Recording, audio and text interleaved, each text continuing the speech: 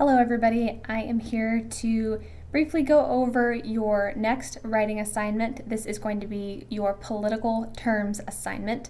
This will be due Saturday at 11 p.m. What I'm asking you to do in this assignment is what we've been doing for the first few weeks of our class, and that is defining terms. We know how important it is in the discipline of political science to always have a clear definition of our terms. For this assignment, I am asking you to choose one of the terms that we have discussed in the first few weeks of the course.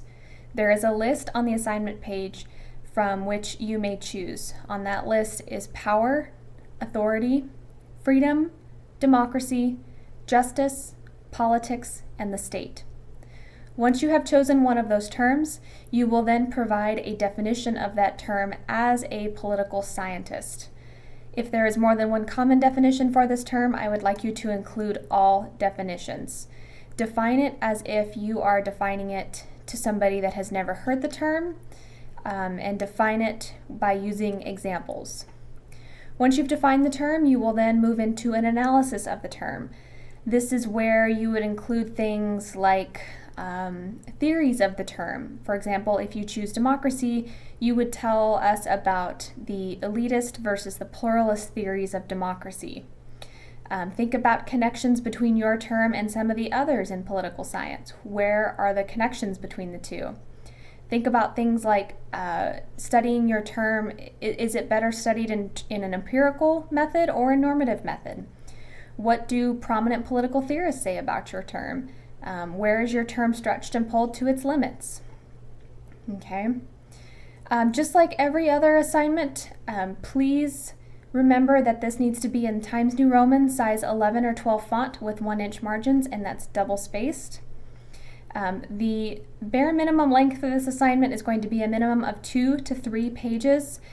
If I was doing this assignment, I would say it would take at least 3, if not 4 pages to properly explain, define, and analyze the term. There will be a point reduction for submitting anything less than 2 full pages.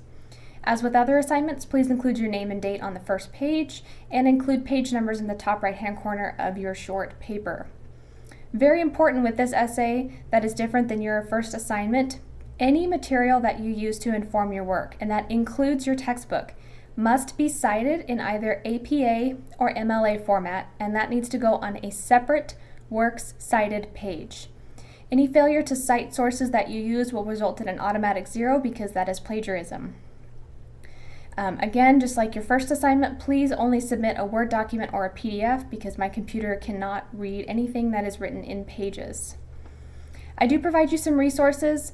On the political terms page, there's a guide for both MLA and APA style, as well as some tips to avoid plagiarism.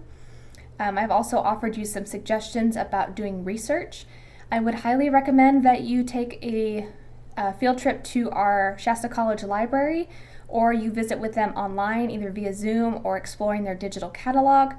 There are all kinds of resources there for you, either in a hard copy paper book or a journal or an ebook, and the librarians are more than happy to help you.